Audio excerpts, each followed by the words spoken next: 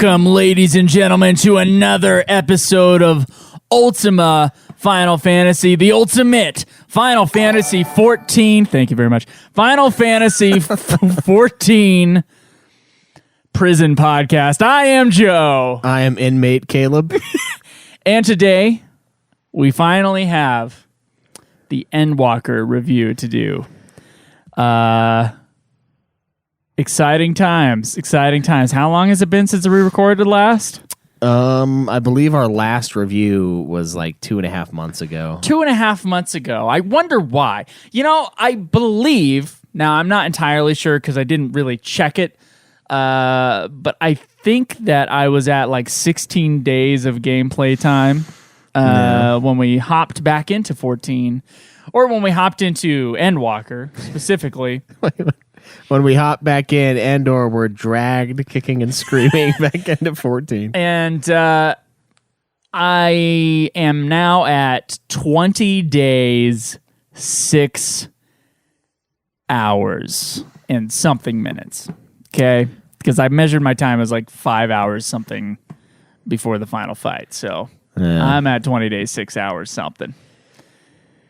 What are you at? I think I'm at 27 days last time I checked. I'm trying to do all the crafting and get the platinum still.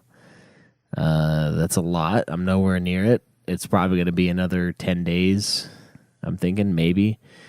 It's made worse by the fact that I'm not playing it, so you get the allowances of the Lev quests. Every 12 hours you get 3, and I'm maxed out. I have 100 right now.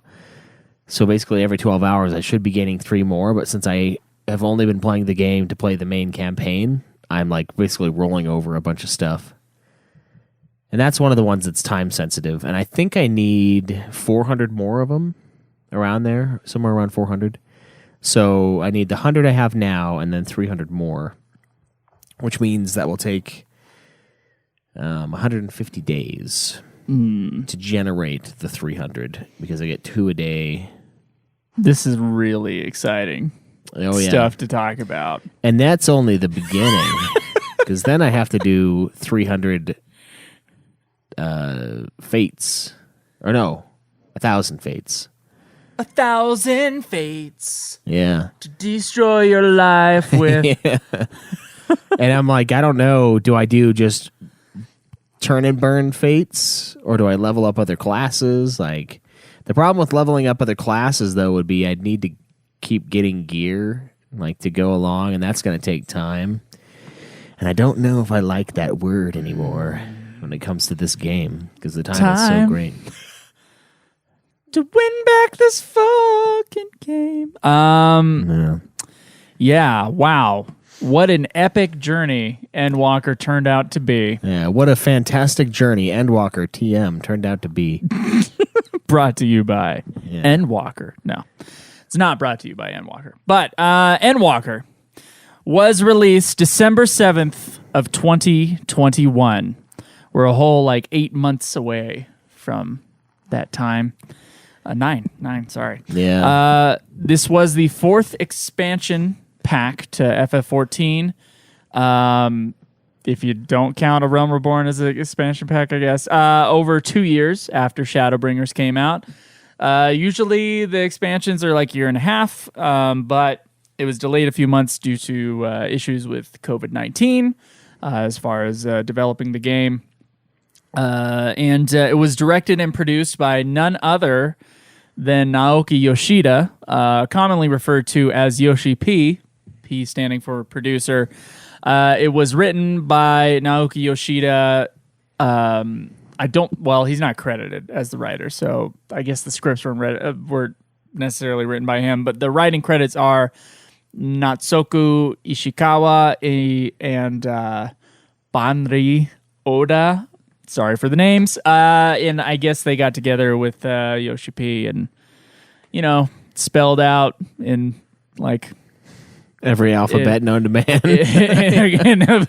in a weekend or whatever, they all they went to some writer's retreat and they spelled out the story that would be Endwalker, which would finally finish the great epic story of Hydaelyn and all that shit that was started in A Realm Reborn. Yeah. And so it's not the final FF14 adventure, as the Final Fantasy XIV official Twitter states. But it is the tale of Hydaelyn and Zodiark that began in A Realm Reborn. This is its conclusion. Yeah. So as far as like, you know, the Final Fantasy XIV has begun in Realm Reborn, its story, fulfillment, one could say it ends here. You could, yeah. One could say it ends here. Now, there are going to be, they say, don't worry, our adventures in FF14 are far from over. As they say, the end of one story always leads to the beginning of another. Who the fuck says that? People who don't long for death. Oh, boy. Oh, boy. So, yeah. Music was by Masayoshi Soken, of course, who's been doing the music for 14 since Realm Reborn.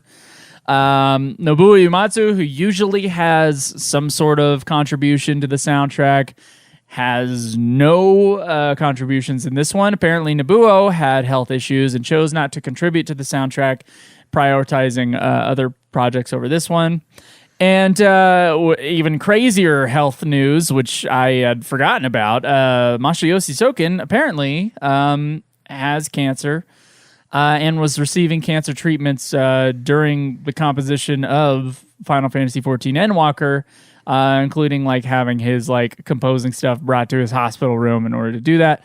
Latest news on that is that his cancer is in remission, and we wish him well.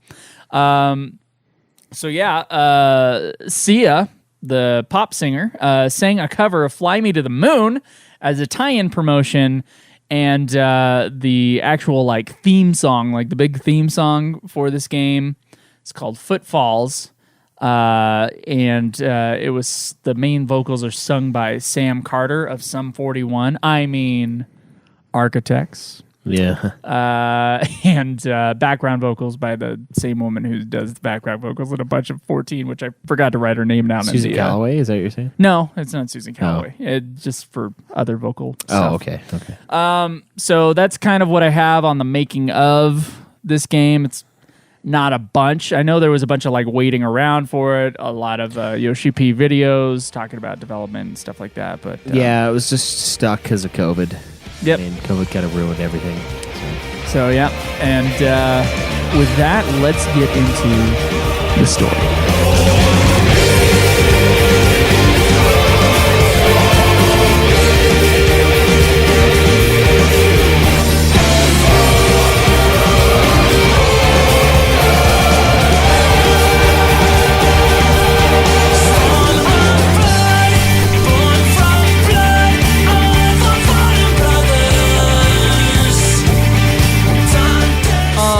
So I made sure to not check anything, not double check any of my sources or anything when it comes to the story overview of this, just to make sure that Krinatal out there, who of course played this game with us, is out there frustrated with me somewhere in the world. Squirming in his seat. So the story is, and believe me, I'm skipping a lot of detail because, guys, I'm going to tell you something right now. There were 16... I saw this on YouTube. Someone had uploaded all the voice-acted cutscenes on YouTube and made like a Final Fantasy XIV Endwalker movie. It is 16 hours of voice-acted cutscenes. Are you voice-acted fucking cutscenes. kidding me? That's not all cutscenes, just the voice-acted cutscenes. That's only like a third, right? I feel like it's like a third. I feel like it's half. Okay. So 32 hours of cutscene, half of which happens in the last, like, 3 quests. Oh, Jesus. It's a lot. It's a lot. So I'm not...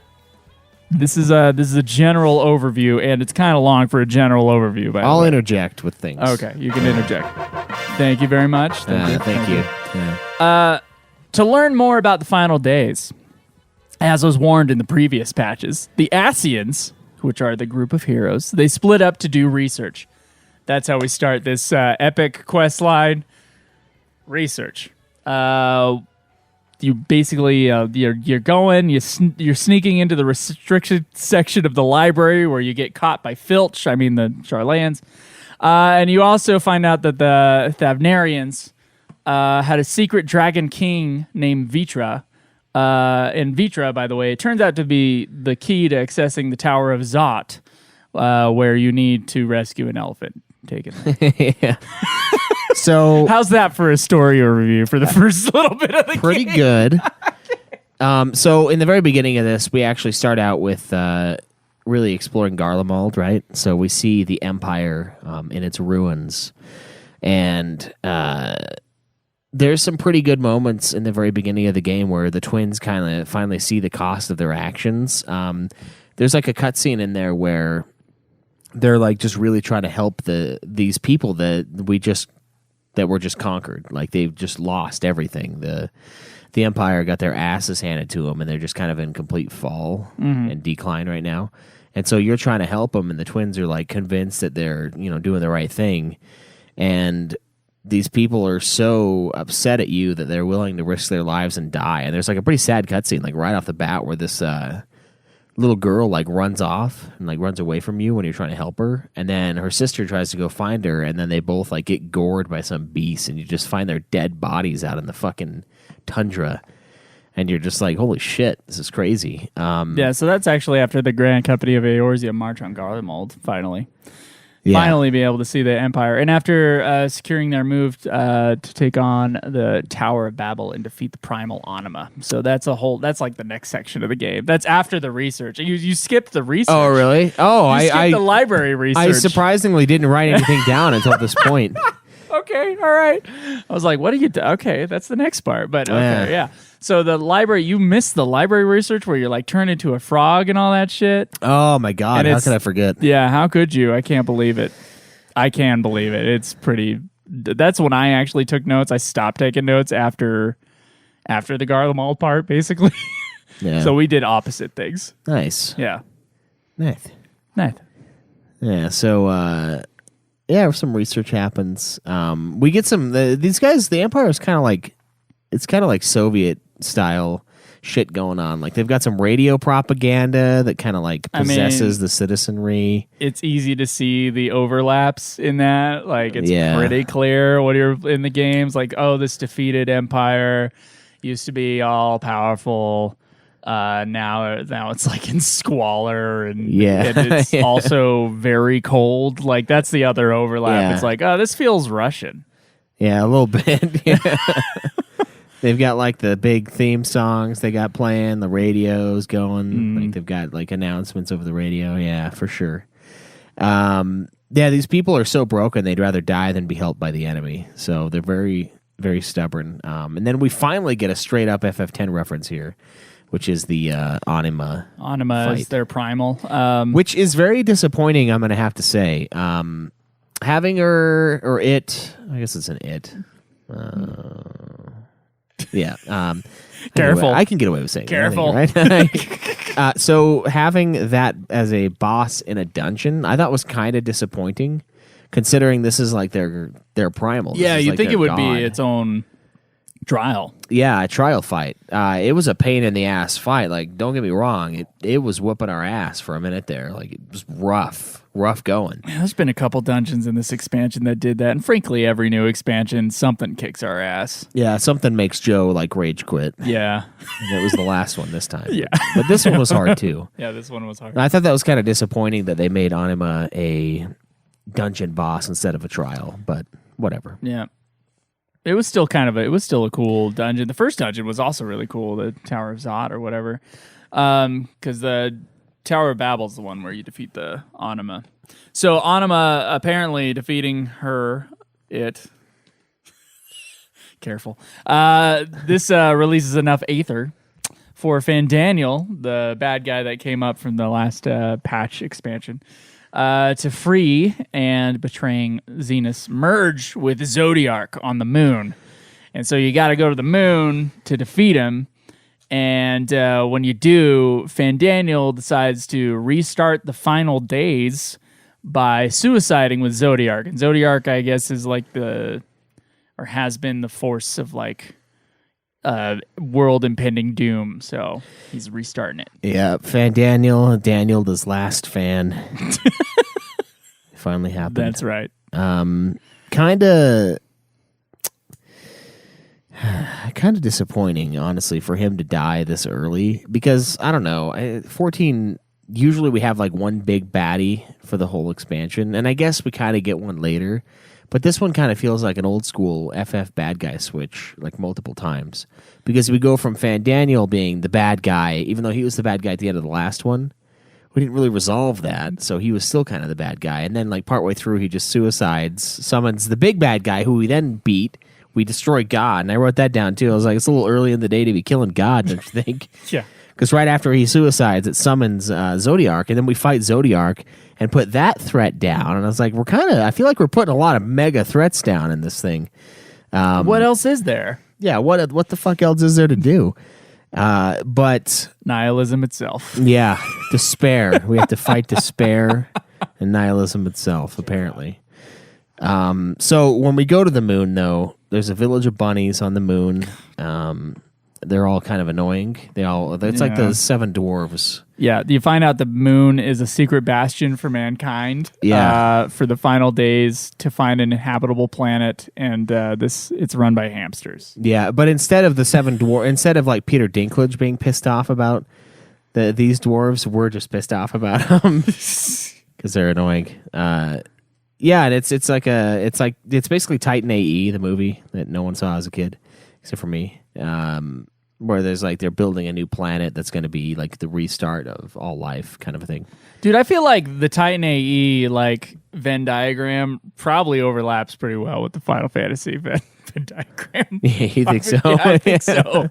It just has that feel, you know. It was the right time. Yeah, it was kind of similar timing and similar problems as Spirits Within. Yeah, where like no one knew if this is a kids movie or an adult movie. So I feel like the same animated. target audience probably saw both movies, and Yeah. that target audience, of course, very small for especially what they both needed, which was those were very expensive animated film projects. Yeah, yeah.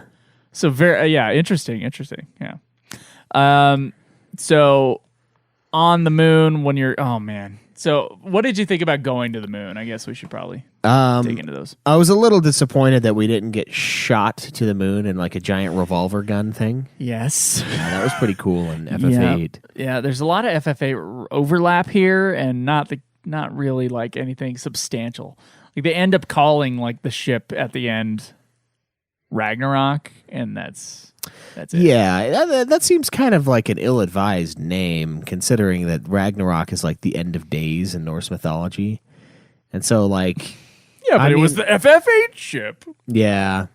I mean, I feel like the Sharlayans, if they... like, calling it the end of days is kind of jacked up. Although I guess the whole idea of the ship was to transport everyone from Aetheris, which is now what everyone calls the planet, to the moon to save them all. I thought for a minute they were going to be like, except the beast tribes. Nobody wants them to live. But no, they were going to bring everybody. I don't know. Going to the moon was kind of interesting. I never actually fully explored the moon, though. Like, I feel like I thought there was going to be more on the moon.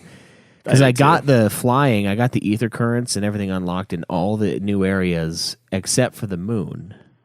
And I was like weirded out by the fact that we didn't return to the moon. Like everywhere else that I was blocked off from getting the rest of the stuff, we then came back and unlocked the rest of it. Also, considering Final Fantasy's history with moons, like shouldn't it have been more difficult? Like I'm surprised I made it through all that stuff, like without any impending giant issues, you know? Yeah. You just walk from cutscene to cutscene. A light dog sent by Heidelin, I think, leads you around, which was very odd. Yeah, I'm sitting there flying on it, and I'm like, I don't think I could take this seriously right now.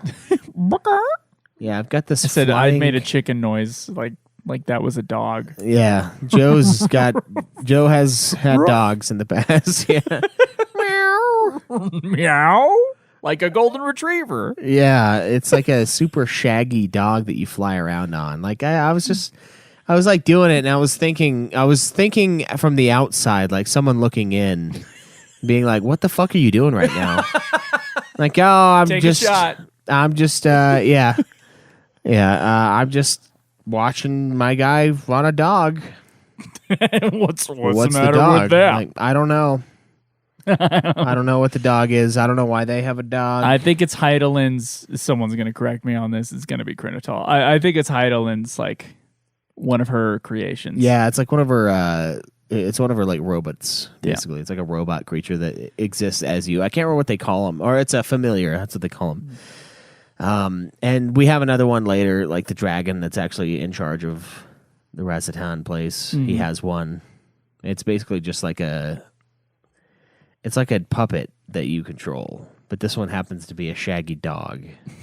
So, for why, I don't know. So back on Elantris? Aetheris? Yeah. Aetheris. Back on Aetheris. There's a bunch of monsters spawning as the apocalypse is now nigh, and that causes a bunch of social and political upheaval, including, like, now the dragon that's been ruling the land for thousands of years is like, it's me.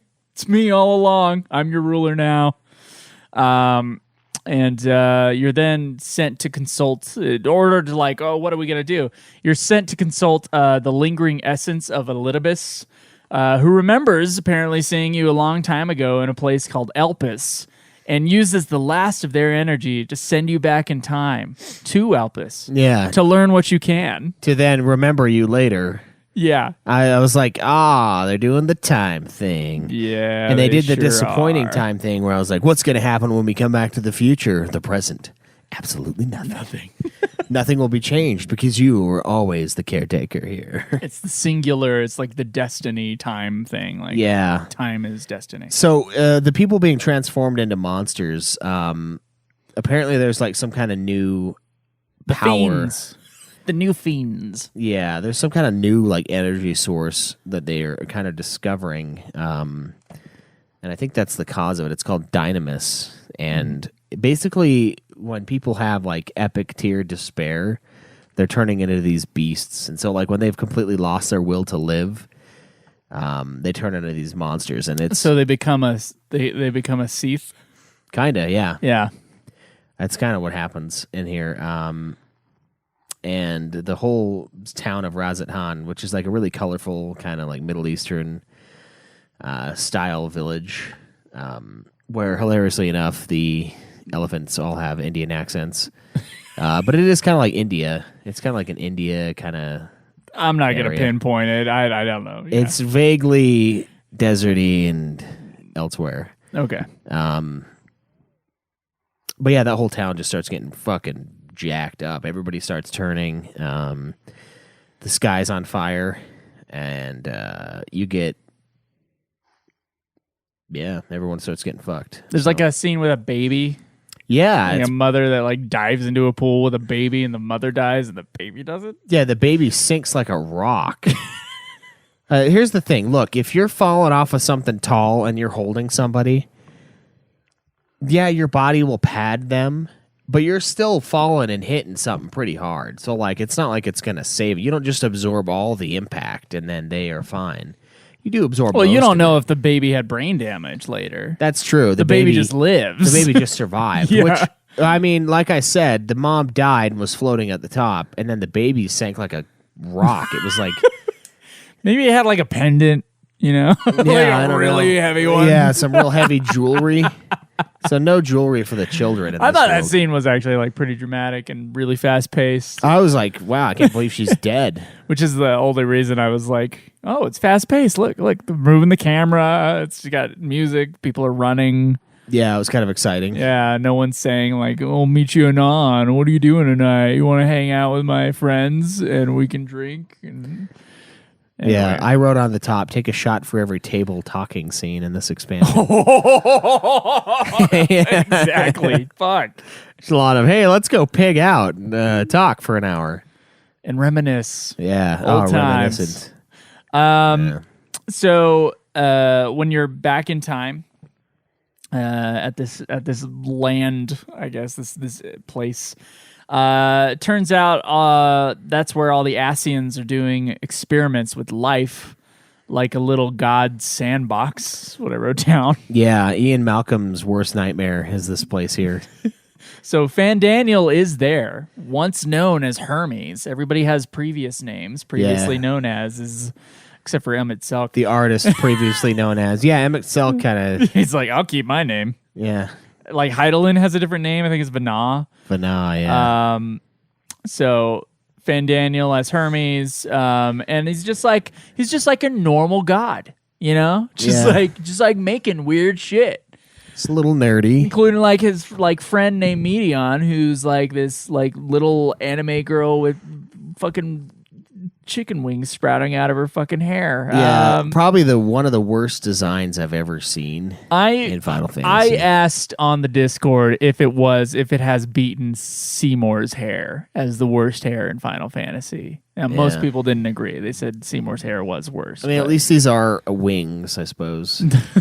I mean, if I could give it a pass for that. So, after digging for a very, very, very long amount of cutscenes, you find out that his creation, Medion, is connected to a life-finding AI mission thing. And I wrote this down word for word from the wiki right here. She is connected to a collective consciousness of identical media sent out to other stars by the power of emotions called dynamis to ask their denizens what gives their lives meaning. Yeah, so his whole purpose, Hermes' whole purpose is to try to find what makes life worthwhile, you know, because he's creating life in this lab, basically, this little area that they're in, and he's trying to figure out what it is that makes humans so different. And he has the mistake of thinking that animals and everything else kind of have the same kind of knowledge that humans do. Mm-hmm. So he's kind of a dumbass, you know, when it comes to that. But these guys are weirdly advanced and then not in something, so it's all kind of weird. But he wants to really figure out what is at the core of the meaning of life. So he sends out these Metians, which are just probe droids from Star Wars, basically, to try to find life. And there's a ton of them. It's like a whole computer network of like instant traveling data, which is crazy. Like if you thought the little dude on the moon, that little robot on the moon was crazy fast, like these guys are instant, man. They got like 3.0, like USB 3.0 connection going on. There is a like an instant communication device in Ender's Game that's kind of reminded me of. Yeah, something like that. Yeah. So Metian goes out and just explores all the other stars to find out what gives all other life meaning that we can find in the entire, you know, universe, basically, to try to find maybe what the collective idea of what is important and what matters the most actually might be. Because they're looking for, you know, kind of pure knowledge here. They're looking for kind of an amalgamation of all things. So that's kind of the purpose of Metian. Yeah, and she by the way, she freaks out, and then she finds out that, well, everything that she's found, there's either no life or everybody's living in pain and despair, and like worlds are ending and everything. She finds nothing good, and this freaks her out, and then like she decides to end life because everything seems so painful. Basically. Yeah, she discovers that there is no meaning to life because there is nothing but pain and misery at the end of life. Yeah, which really is just kind of the I don't know. It's kind of like the hubris of the question, you know, because he asks as if there is one meaning to life, and he doesn't realize that there's a lot of different meanings. Not that it's like the game's not like promoting some kind of fucking what is it, like subjective morality or anything like that. We're like, oh, it's just whatever means whatever you make of it kind of a thing. It's more of like I don't know. It's kind of that, I guess, a little bit, but there are certain things that matter. I think the game is saying that life itself is it's important. You have to find the meaning within yourself. I think that was like Medion's big thing at the end when she's, spoilers, yeah, like suddenly having a change of heart after you've killed her, after you've whooped her ass. Yeah, and it's like, and it's not. I get it. You have to put it's you. Like, and I was rolling my eyes and hardly listening at that point because I was like, "Come on, just kill her." Why do we have to have this weird character change right at the end that makes no sense. Yeah, so it's You've shown me by beating my ass that I was wrong. that I was wrong. Nihilism isn't the right This answer. is why we hit our kids, folks. God. Yeah. So yeah, Hermes, I guess, decides to test your will because he's with Medion on this, and he's protecting his creation. And he decides to test mankind's will to live and let Medion escape, and decides to try to erase everyone's memories, Including his. yeah, including his own, and then decides to let you and Heidelin escape.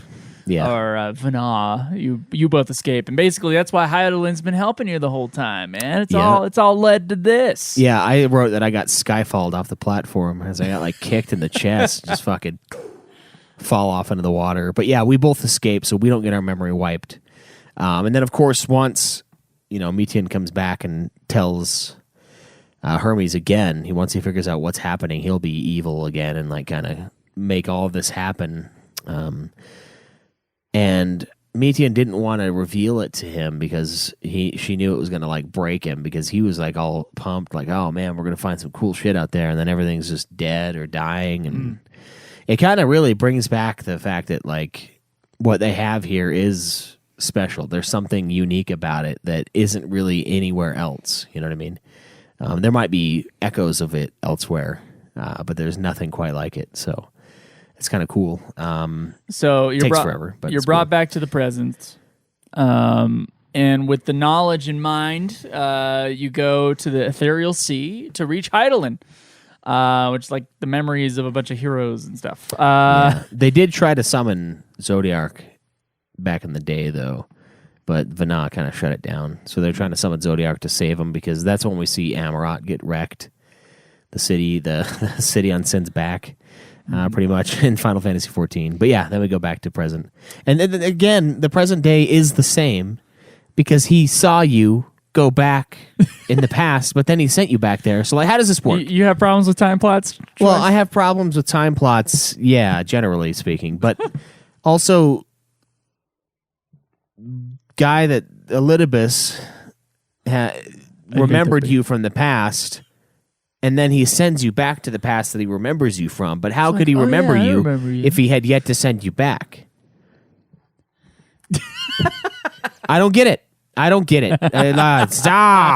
It's The Shining. It's, you were the caretaker. You've always been the caretaker. It's like, no, what?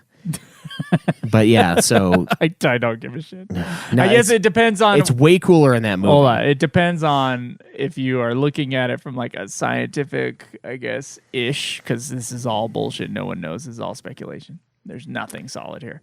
Yeah. If you think that like a new universe is formed every time you make a decision, or that every decision has some kind of like major consequence, or if there is like a spiritual thing that is pulling you along in a singular timeline, and that no other timelines exist, and therefore, like with the idea of destiny, you can make those types of changes that are already baked in. So I'm not, I don't like it. I know. A lot of people don't. But that is what a lot of stories are kind of like baked in too. Yeah. Yeah. I don't know why they do that. You just have to believe in, like souls, God, singular type of thing in order to kind of buy that story, huh? I guess. Or at least within the context of the story. Yeah. So in the present, so you reach Heidelin, and of course Heidelin's like, well, if you're gonna take on nihilism itself, if you're gonna take on Medion, you gotta come through me. So you gotta fucking fight Heidelin and kill her, by the way, just completely just obliterate her existence. In order for like her to be okay with you trying it out on Medion.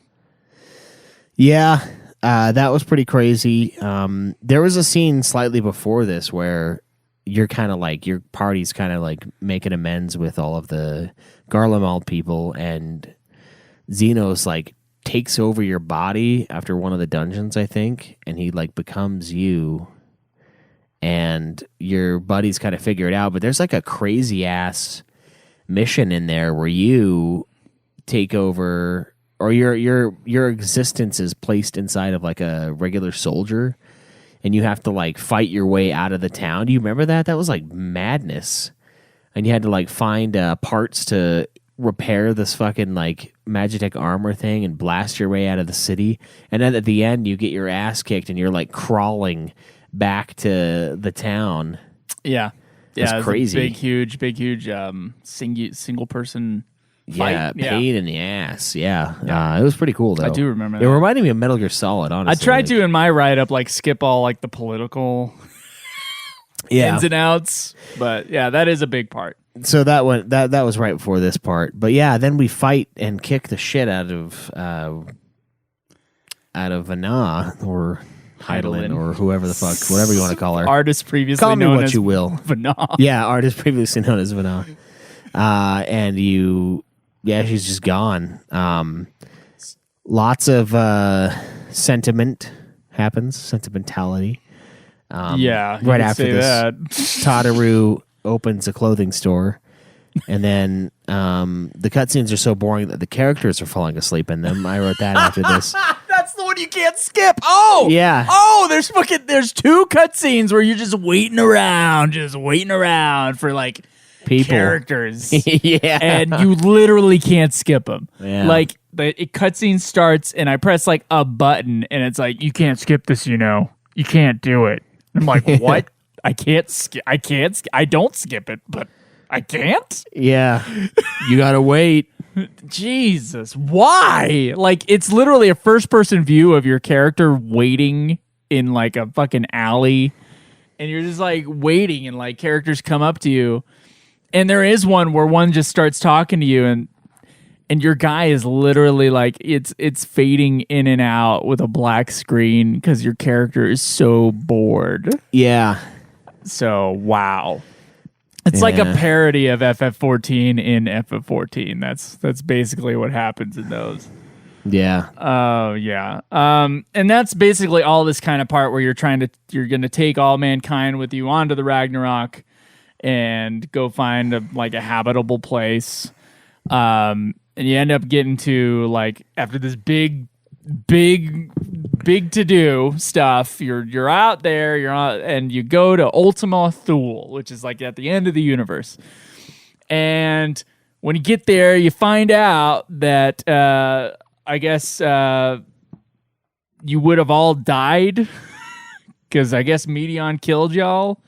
But then a bunch of scions sacrificed themselves in various different ways to make the planet habitable. Just cause. Yeah. I was flabbergasted at the end of that stuff. I was like, I don't understand what's happening right now. Like he's gone, and I have to like track that Thancred's gone and all this stuff. It's so confusing. Yeah, so they basically sacrifice themselves to make the planet inhabitable. And we find a bunch of super nihilistic dragon people that's right. on the planet. So and you find the other like beings on the planet that are kind of at the end of their rope, which is like part of what Medion was like afraid of. Yeah, and there's one that's super, super negative that's kind of influencing the Dynamis. We find some suicide ghosts. The Big Bang Theory is canon in this world. And Nuitian reveals that eventually the universe will expand too much and all stars will be cold and lifeless. And then the saddest thing of all happens shortly after this. Y'shtola sacrifices herself. And I was out. Yeah, you're just out of the story. You're done. Yeah, I was so pissed. I was out a while ago. Yeah. So we find out that robots actually were the ones that iced these dragons, and one of the dragons mentions that like they came here searching for materials and they didn't even find what they needed, so when they were done ravaging us they just left, and that like just kind of ruined him, because it was like, what was the whole point of that? So we then go to the area with the robots, and then they're kind of becoming sentient. This is kind of a weird, boring-ass part of the story, That's honestly. why I skipped it in my write-up. Now, it was before we go to that planet. I don't know. So right after this, Graha Tia sacrifices himself for Robot Story Hour is what I wrote. And then the twins finally leave, to create a path up to the... It's like stay sacrificed. Yeah, the moon. Path of Remembrance is what I called it. Yeah. There was a fourth wall break with Emmett Selk and the super effeminate other guy. And I think there was like a give her to the flowers moment. So yeah, so I've got it written here. Using Azum's crystal and Heidelin's light, you revive a whole bunch of people. Yeah, so yeah, there you go. And you go and defeat Medion. There is like a big crystal bridge. There is the flower stuff. That's like Heidelin's power or whatever. Yeah. I don't understand how any of it works within the... You would have to like dig into like the fucking Wikipedias in order to understand it. Give her to the flowers. Or you just go, okay, I guess Heidelin used some magic. Because that's how I view these cutscenes. They go, some magic was used and now this. Like that's the plot devices thing. Yeah. So everyone gets resurrected. So... For all the talk of like people getting emotional during this expansion, they must have like stopped playing it and then gone back in. Because if you play it for like 10 more minutes, basically all the sacrifices that have been made to make this planet habitable, quote unquote, all just get reversed. Yeah. Immediately. And then after that... lots of cutscenes, but well, yeah, there's some shit in between. But after that, you get the final dungeon with Metian, where all the people that just came back get fucking absolutely nuked. And the end singer is just, that's what it's called. The fucking final boss is the end singer, the bringer of the end. And just destroys your teammates. Like it kills like a bunch of them again, who just died and just came back. So right at the end there, we get Xenos showing up as a dragon, because if you remember right, when Fandaniel sacrificed himself, Xenos' whole idea was to use the dying god, like to power up, basically. It was kind of like Sephiroth at the end of 7, where he's going to use like the destruction of the planet at the hands of Meteor to like suck all that energy in and become a god. Not sure how that works, but Xenos finds a way and helps you fight Metian. And because he just wants to fight you, which is what he's wanted the whole time. I'll help you save the world if I just get my one fist of fisticuffs. Yeah. Oh, boy. Yeah. So, you in the fight defeat Median, but then a bunch of stuff happens in cutscenes, which is what you're talking about. Yeah. Sudden Deus Ex Machina with the help of Xenos, who wants to fist fight you like at the end of Metal Gear Solid 4. Yes. Exactly like the end of Metal Gear Solid 4. Xenos' favorite video game. Yeah, Xenos' favorite video game. You guys literally like go head to head after that, and you almost die. But another Deus Ex Machina happens, and a wallet falls from space and teleports you to safety. So there's the Deus Ex Machina. There's the god of the machine, right? That's what that means. Xenos was the god from the machine, which is the story making it work. Okay. Now there's machine from God. There's magic wallet, robo wallet that falls from the sky out of nowhere. It just looks like a fucking phone wallet. Lands. It looks like your Saves phone me. case is what. That's the fucking button right there. Yeah. Bleep. Bleep. Bleep. So it saves me, and we're welcome back, and we're good to go. All of the sacrifices were superficial again. So not only did they die to make the planet habitable, come back, and then die 5 minutes later to Median, they came back again. We get an Alphino Oh my god. voiceover. Hold on, I got this written in one sentence. With the final days averted, the Scions decide to go their separate ways, but not really. Yeah. The end. Yeah. So let me go into this, though, a little more. You can go into more depth. That's fine. So we get credits with cutscenes in them, right? Okay, so you watch these ones. Then you get credits with no cutscenes. Mm-hmm. And then you get cutscenes after they say the word Finn. Yes! They said Finn. Oh my god, this whole fucking expansion, dude. It's like fucking going to the green checkmark, motherfucker. And you're like, yes, the quest is done. And then you're like, but here's another. Oh, no. Cutscene! Yeah. Psych! Yeah, it's like cutscene. It's like putting your tongue on the 9-volt battery. You're like, oh, does it still have charge? Yep, there's still a cutscene. You want your little green check? You want your money and your items? Gotta watch. Dude, cutscene after they said the word Finn is the most Final Fantasy XIV thing this could have possibly done. That is ridiculous. When you say Finn, see, look, it's not only bad enough that they had cutscenes during the credits and after the credits. The credits are the end. It's over. It's over. Not in the Final Fantasy XIV world. But then you have to talk to every motherfucker in your fucking Rising Stones, whatever the fuck it's called. And then you get the thing, and then you get the word Finn, and you press X, and there's more! Why? Why would you say Finn if you're not fucking done? If you're not finning? They can't handle themselves. They can't handle themselves with this shit. They just can't. It's Never Endwalker. That's what this should be called. It's the Never Endwalker. It's bullshit. That is fucking bullshit that they did that. That is bullshit. And I was on chat with the other guys. They heard me go a similar reaction. I was like, what the fuck? It said Finn, you fucking shits. And then I get a text from Joe, like, before I get to that point. He's like, all right, well, I beat it again. I'll see you tomorrow, or I'll see you later tonight. I was like, beat it again? And then I got Finn, and I'm like, oh, cool, we're done. Oh, no, just kidding. There's a bunch of more talking. I'm like, why would you do that? Why? What does that word not mean anything to you?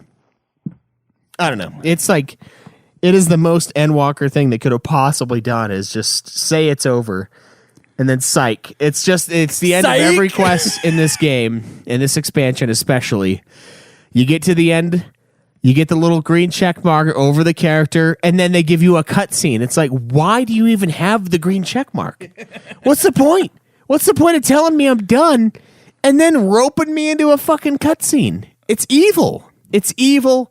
It's like those Chinese women with their makeup things where they they pull off the. You ever seen those videos online? What? Where it's like they're really dolled up Asian women, and then they pull off all their makeup and they look like a completely different person. That's this in a video game. It is catfishing to the utmost power. Is this only an Asian woman thing? No, it's not. But it's like there's the ones I've seen online. They're like the craziest. Okay. All right. They look like a K-pop star, and then they just and then they look super normal. Okay. Plain and nothing. Like they look like completely different people. Okay. This is the ultimate in catfishing in video games. Like the Finn thing is the pinnacle. But the green check mark and then the cutscene, like that's dick. Don't do that. It's dick. Don't do that, especially when the cutscene's long. Like, why you got to play with me like that? Like, why you got to lead me on so hard and then so bad. Rip it away? Oh man. Look. Now I was really trying to pay attention on this one. I really did. More so than even Shadowbringers. And I think I did, by the way. They were like, when I had questions, I asked them, I looked them up just to make sure that I could follow along. When it got near the end and I was in a hurry and I'm like, okay, magic happens and this happens and then this, which turns out to be actually what happens is like, yeah, some bullshit happens and now I guess the planet's cool.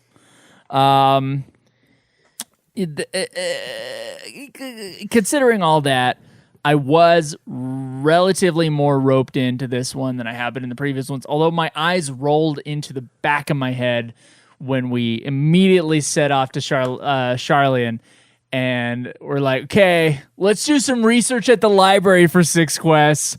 And I'm like, it was like a parody. It's like I've been fucking saying half the time they're like, we must go on. We must do some research and find out later. And like, I can't, like, this is the least video gamey thing to, like, fucking go to the fucking library and do research. Yeah. I got like 6 quests in a row of me fucking sneaking into a library to do some research, and I'm not even doing a sneak mission. I'm just like, I turn into a frog and now I can walk past the guy.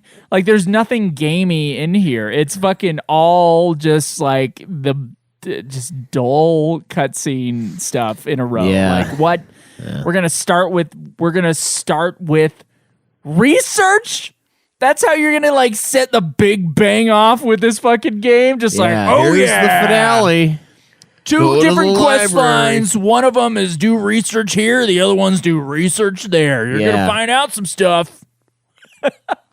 Whoa! I mean, the only time that research was ever this exciting is when I was trying to find like all the books when I was like 13 or so, and it was like the fucking artist books. And I was like, "Where's the nudes?" Oh yeah, where's the dude? Yeah, the film books about Latin American film history in BYU are uncensored.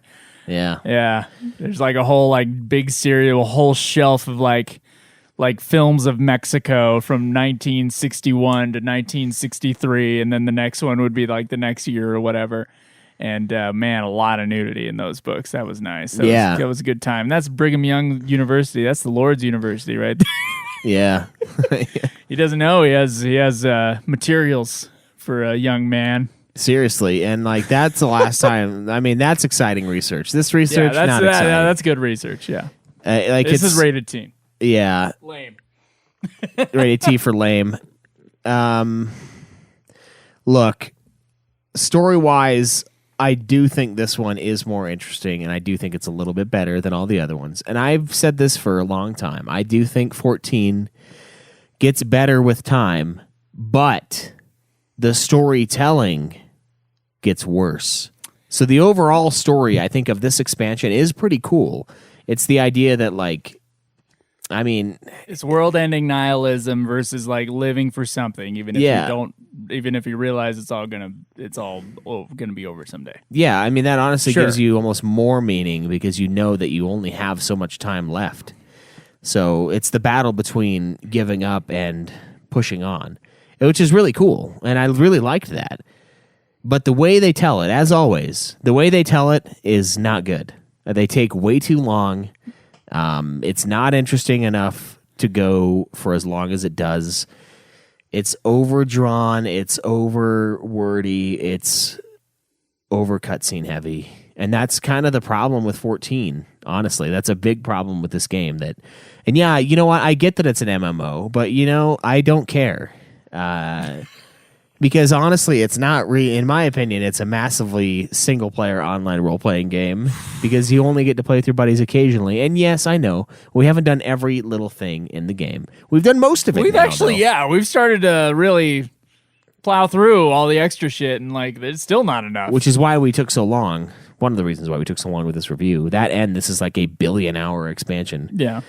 We caught up on most of the multiplayer content, to get to this point. We haven't done the extremes and savages stuff. And there's a couple in the Shadowbringers we haven't done. But yeah, and we didn't do the one for this because we'd have to grind out gear. We would have to be a high item level to deal with it, which we actually might be. We might be able to now. We're up there with Roxo on the item levels, but yeah, we might be able to hold our own. But we'd have to also be really good at the game, and that's not a thing that we are. So speak for yourself. Yeah. So it's just the way they tell the story that makes me not like it. It's kind of like it's a lot of lore, which is boring, and the story is just drawn out, I think, to an extent that it makes it not interesting. It makes it lose its appeal. Like we get, like the whole robot section near the end of the game, like I don't think it really added all that much to it. I mean, it made it so that we saw who killed the dragons because it was the robots. And it kind of brought in the idea of like, oh, well, these things are kind of starting to become sentient. Like maybe there is life or like what is life? But it brought that in for like 2 seconds and then we get to the climax and it's like, I don't know. It just seems like they take way too long to get through every little conversation and every little thing. And I just am not that engaged with the story. I completely agree.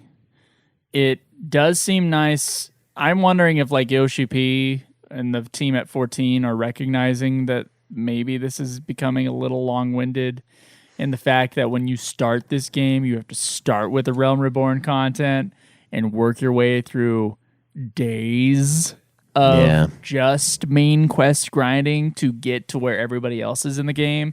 And so their idea of wrapping up this story and moving on to, I say, the next story, I'm hoping that the next expansion is just a standalone story, that they don't decide to like meld into a whole bunch of stuff and like have another big arc like they did with this. Yeah, I kind of wish they would have ended 14 with the end of this arc. I feel like maybe they knew, like you're saying, that they were dragging it along and they just wanted to finish it, but we didn't even get to the end of the 14 game, so now it just feels like whatever else is afterwards is like almost fan fiction. Yeah, that's exactly how I feel, oddly enough. Which is us acknowledging that it should have been longer, but maybe not at the same time. Maybe the same amount of time, but then stretched out through another expansion. We could have used a Fandaniel Zodiac ending, that whole section on the moon, big huge open area. That could have been one expansion. Like literally the cutscene links are big enough. Like there's so many cutscenes. And when you're talking about for the plot, I was largely really trying to pay attention. Like when I was like, okay, Joe, you're checking out right now, you got to pay attention. Like those are the reminders I was giving myself as I was going along. And I would say for the most part, like I understood the Madeon stuff. I understood what she was doing, and I understood that we had to defeat nihilism at the end of the day. That was very clear, and I really liked how clear that was. Same with Fandaniel up to that point. You got these towers popping up. You gotta get rid of Fandaniel. Okay, cool. And all the new areas, like the defeated empire and all that stuff, exploring those areas, very cool. The actual experience of sitting through 90,000 hours of cutscenes is not fun. Yeah. And the cutscenes are not interesting enough to warrant it. I can take a big, long story. I can enjoy it if it's well told and it deserves the length. And this does not deserve the length. It doesn't. It just doesn't. So I do think, the overarching story was better in this and with Shadowbringers. There was plot stuff that was silly and made no sense and overcomplicated and over magic-y and whatever, It wasn't character-based, it was lore-based storytelling, and that really bothers me. So I'm not super into that, but I was still on for the ride with the Madeon stuff. So I was in there, but again, it was so slow. Yeah. So slow. And the JK deaths at the end were ridiculous. Like, I haven't even seen Endgame, and I know that happens in Endgame. I know they bring people back because they set that up in the last, in the one before that, where like Thanos snaps his fingers and then something happens. I can't remember what it was. It's the dude that they like pry the fucking one of the stones off of his forehead. There's something about him that told me, oh, they're going to come back in the next movie. And then before the next movie comes out, they announce there's another Spider-Man movie, and I'm like, well, I don't even want to watch the last movie because I already know there's going to be another Spider-Man movie, idiots. Why would you do that? Why would you do that? And sure, the people that didn't die by the snap probably die, and I know one of them does, for good. But it's like, it's the same thing. It's the same nonsense of like, oh man, that was brutal. They killed all these characters. But then I think about the characters they killed. I'm like, well, most of them only had one movie. And like, there's one important one that dies. But it was kind of the same thing. It's just cheap. It's cheap, trying to pull at your heartstrings. But then during this time, I was kind of playing these quests like in big chunks. They died, and then they came back, and then a couple days later they died again, and then a couple of minutes later they come back, and it's like, There's no emotional draw there. It's just it's all fake. It's all You're checked superficial. out at that point. You're just like, I'm done. This thing's playing with me. Yeah, like I was like, oh man, that's crazy when Thancred sacrificed himself. I was like, oh damn, maybe this is what everyone's talking about. That's kind of like I'm not crying, like I don't care that much, but I was like, that's pretty ballsy. That's pretty crazy. And then they take it back, and I was like, okay, no, it's not ballsy at all. It's just a waste. It's just superficial. And then they do it again, and it's like, okay, well, fuck, you can't just do it twice.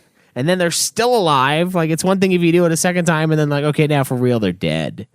But then they're all alive at the end. Like, you too. Everyone's good. Yeah, and it doesn't really earn it. Like, no.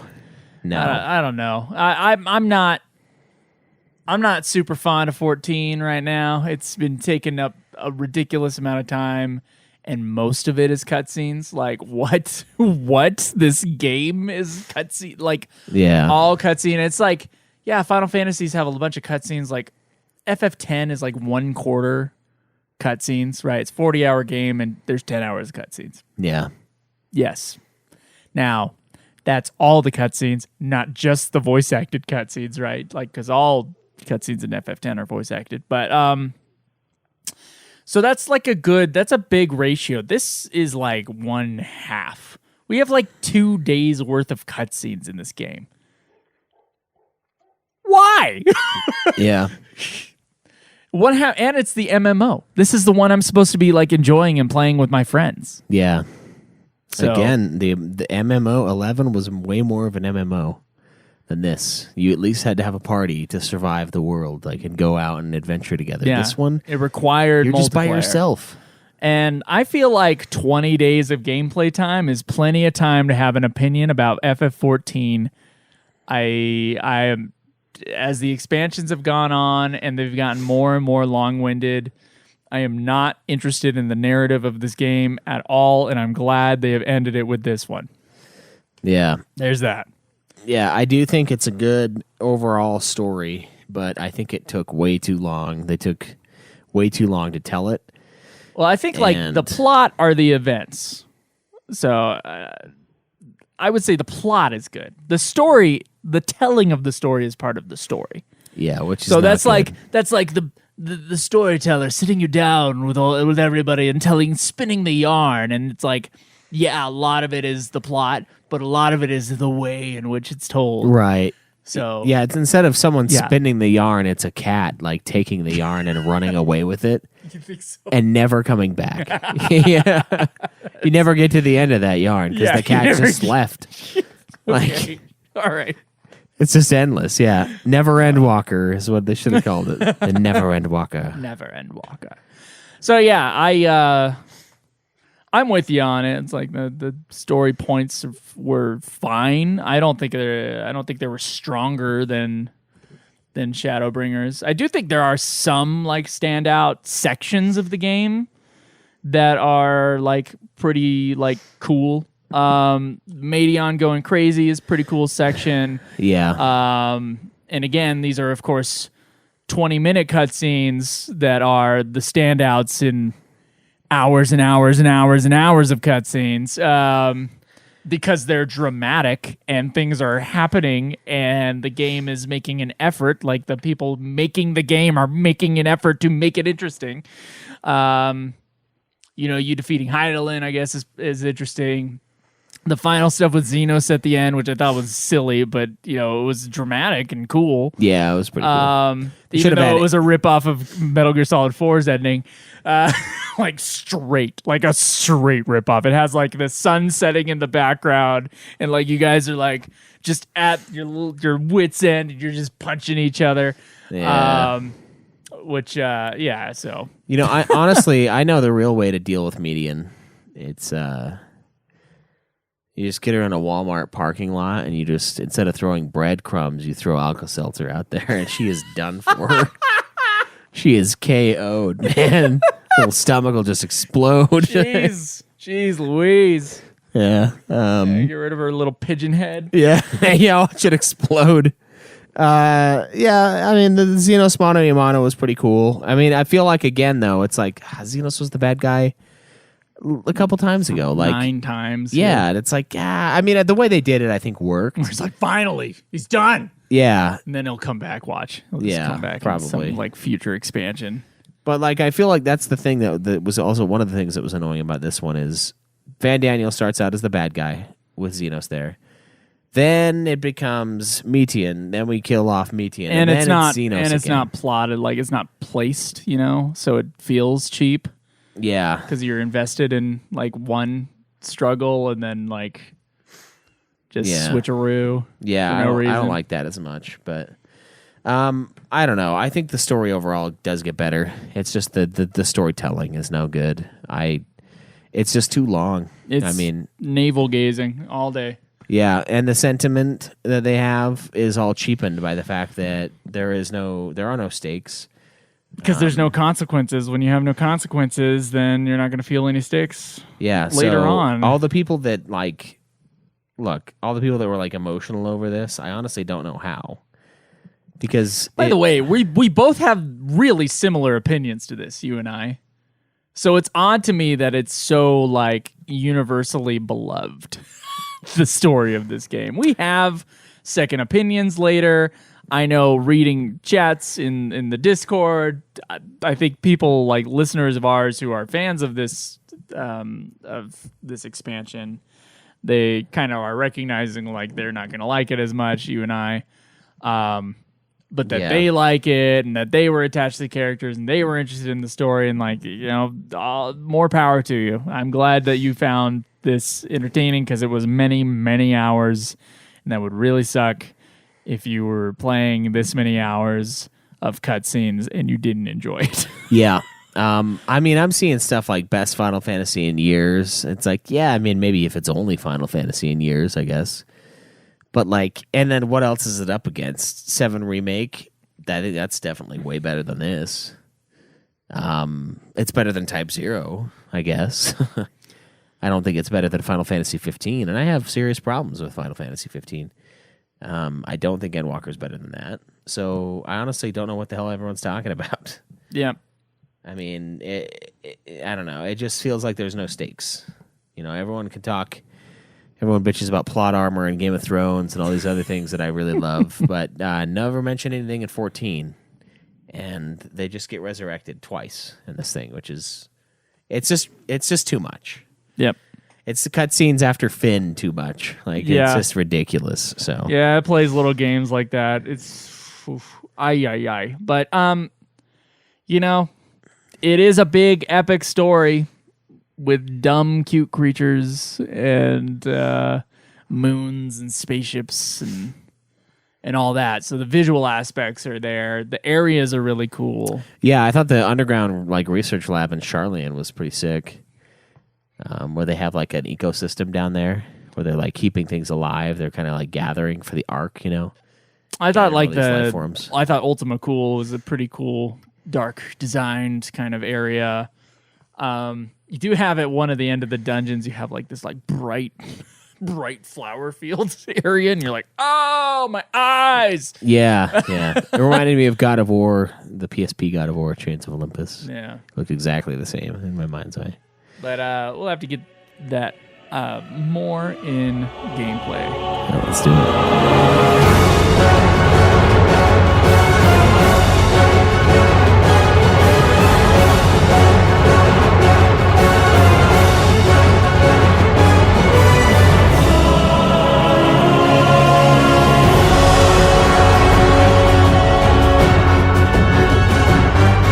All right, so with Endwalker, we got some updates on the gameplay, which I don't think were huge updates from the last one. No, or not anything really. like that. And we've been dealing with the Endwalker stuff since the last patches because we didn't play those Shadowbringer patches until Endwalker was already out. So we're already kind of used to the gameplay. Got a good collection of dungeons: Tower of Babel, Tower of Zot, the big final dungeon before the end fight, which we were complaining about the color on. I was complaining about the color on. I'm sorry. At least on my TV, like it was hurting my eyes, like those yellow flowers for some reason, and like the pattern of them as my character was running through. I was like, But yeah, otherwise, you got your good collection of trials, and you got your good collection of which one of them should have been Anima, of course, we were talking about. You got your good collection of dungeons. They're a lot of fun. This game is a lot of fun. They're getting more and more complicated with like AoE stuff, which is annoying again. But I delved into that a lot during one of these last expansion episodes. But overall, it's the same good old FF14 gameplay. Yeah, the game's really fun to play. It's much more fun to play than it is to watch, so that's good. A lot less gameplay than watching, but I don't know. There were a couple cool single-player trials. I really liked the one where you are inside the body of one of those just Imperial soldiers, and you're like clawing your way back. Yeah. I thought that was pretty sweet. The Xenos fight was pretty cool, even though it was kind of like rigged in your favor in a lot of ways. But I liked the climax for Xenos. I thought it was cool having him die that way. And then, stupid that we escaped, but whatever. Mm-hmm. And then, I do think the dungeons were fun. I think both of them or all three of them were really good. I really liked them. They were probably some of my favorite dungeons so far. And it's a good time to play the game. When it comes time to gather up the troops and hop on with everybody, that's when it's fun. Yeah. So the gameplay is always going to get high marks from me.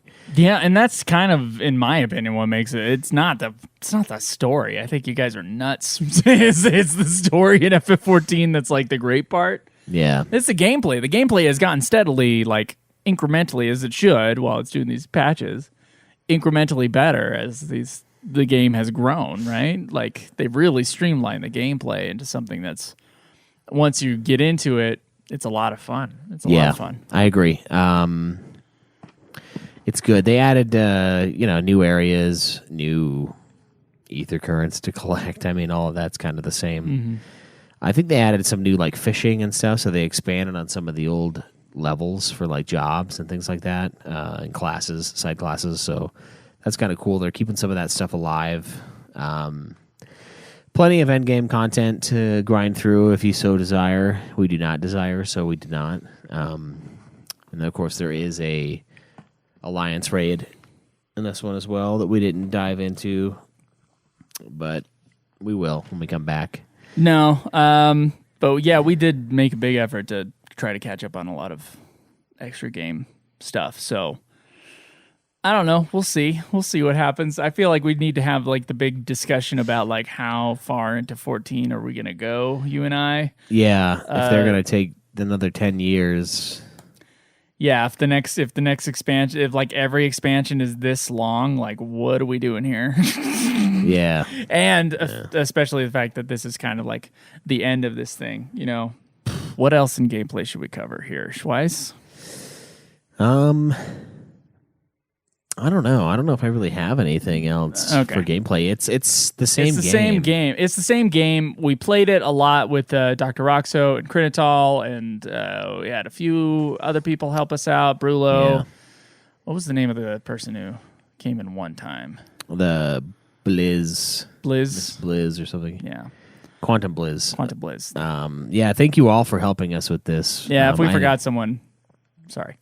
I know we're pretty like disjointed with our schedules and times we meet up, so we really appreciate all of you who've made the effort to join us and play 14 with us. It really makes a big difference.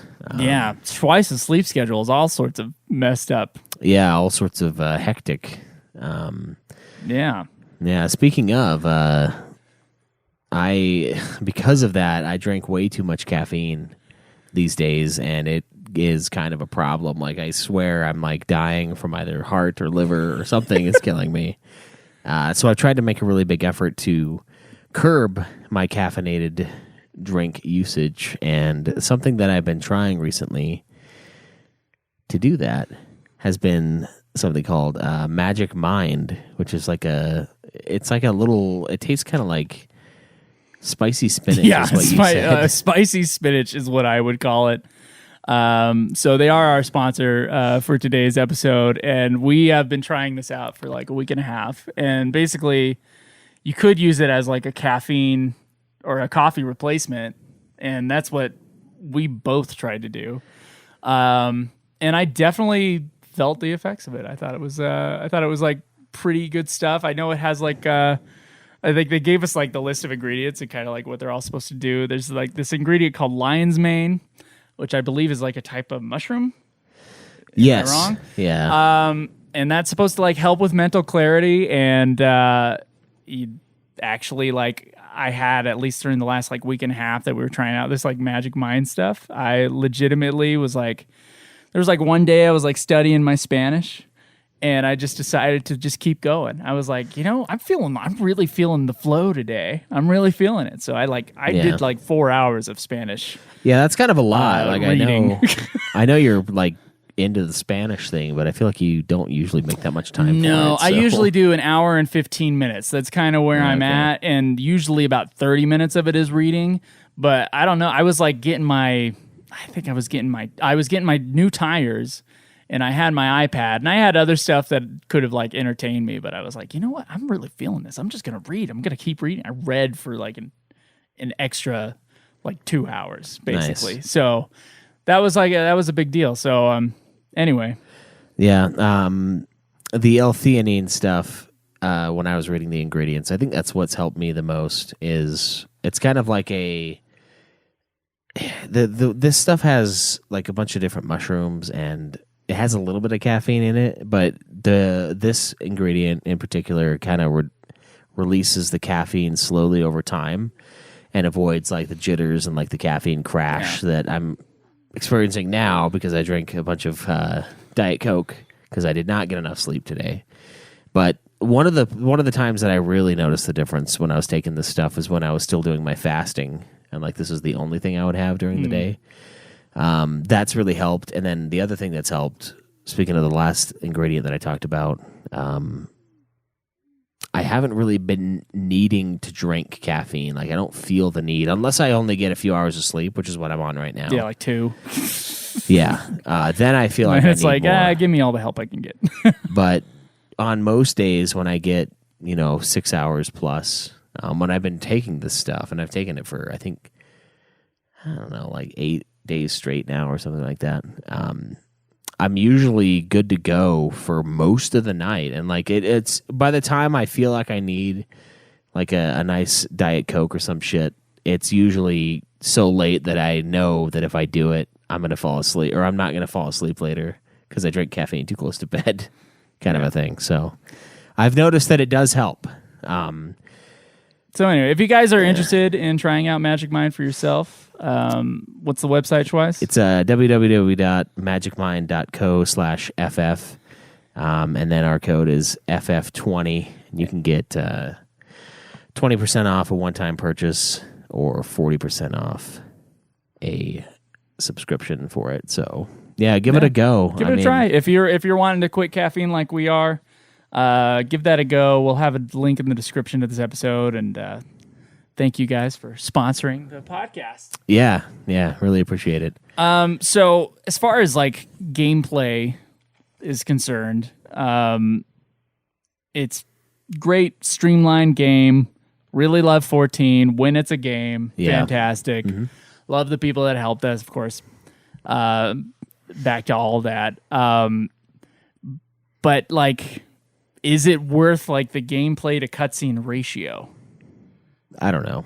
Yeah, I don't know either, right? I don't know the answer to that, yeah.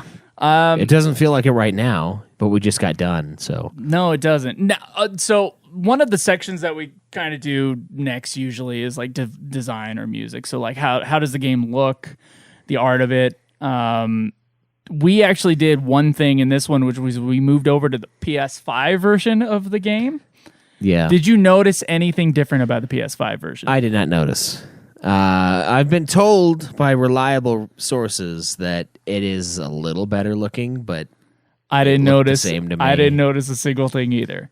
Yeah. And as far as the art goes, I do think that this one with like the whole moon area and all that, Razadhan, the colorful. It looks really cool. Yeah, so I like it. They've definitely they've kept going with that and making like really cool worlds that you can kind of that you wish you could get into more with gameplay. But And you wish the story made you more interested. Instead, you would just kind of walk from one place to another looking for like check marks over people's heads. Or little ethereal currents. But the areas are really cool. The dungeons are like incredible looking. A lot of send ups to old games in those dungeons too. So that's cool. What did you think about the music? I thought the music was okay in this one. I think the mumble rock song that plays is kind of silly. Nothing's as epic as the like Mumble metal rock. Yeah, it's like when you let the game play instead of like you let it get into its like little cutscene before you like actually join the game. Yeah, the main menu. It's just like this like. I was like, it's just kind of annoying. I feel like they're kind of real hit and miss with the main themes for 14. Yeah, I don't love the song on this one. Yeah. Its tune, like its melody, it's fine, and they use it fine in a lot of the parts of the game. When I actually hear the actual song, which sounds like a Sum 41 song-ish with like a lot of other weird crap going on, that's when I'm kind of like checked out of it. But Soken did generally a pretty good job on this one. I don't think the music was as good as the last expansion. No, I don't either. And there's that it's that one sitar, man, that metal song that's in the last one that was interrupted by the song that becomes the theme in this one, the like dungeon theme that I just have heard for like so many hours of my life. I'm just like, I'm just kind of done. I'm over it. And yeah, it's almost like the Eyes on Me thing where we get the non-vocal Eyes on Me, but it's the opposite. No, it's the same. Because I don't know. The non-vocal Eyes on Me is better than the vocal Eyes on Me. Yeah, way better. And then this one, they're kind of the same to me. It's just like a piano tune. And this one, the non-vocal one kind of got on the nerves more just because it was always present in the dungeon. And then it would interrupt like the epic like heavy metal, like crazy-ass Middle Eastern tune with the same dungeon theme I've heard a jillion times. I'm like, man, motherfucker, why you gotta do that? To be fair to Soken, I think he just makes the music and someone else programs in where it goes. Yeah, I know, you're right. But so it's not Soken's fault. They ruined his music. It's not necessarily Soken's fault. He does actually use a lot of the main theme, the Answers song for FF14. Yeah, it's like he uses it remember a lot. Yeah, because this whole expansion, that you waiting around quest that we bitched about earlier, that is you waiting around for side characters that there's no way you remember those people that show up in cutscenes, and like one of the characters is like, I just thought you would like to see them again. And there's literally like a thing like, I can't remember who the fuck this person is. Yeah, you thought wrong. You thought wrong when I did not want to wait here in this alley in an unskippable cutscene. Yeah. Are you nuts? For 25 minutes, me nodding in and out in real life and in the game to see them again. Yeah. I don't wanna. No kidding. So, and the silliness of the ending is like, and the scions, according to what I will tell my father, will be forevermore. Yeah, but we'll have our fingers in everybody's pudding. Yeah, so this is the making of Final Fantasy XIV. Illuminati is what this is. Like all these people are like, yeah, we're going back to our place, and of course the scions are no more. Wink, wink. Yeah, and as they're leaving, they do like a secret handshake. Yeah, they do a secret handshake, and like, remember, if you ever see a picture of me and I'm doing this with my hands, I'm doing the triangle. We know what's up. Yeah, you don't know what it means, but I know what it means. To all the schizophrenic listeners out there. Yeah, you know what we're talking about.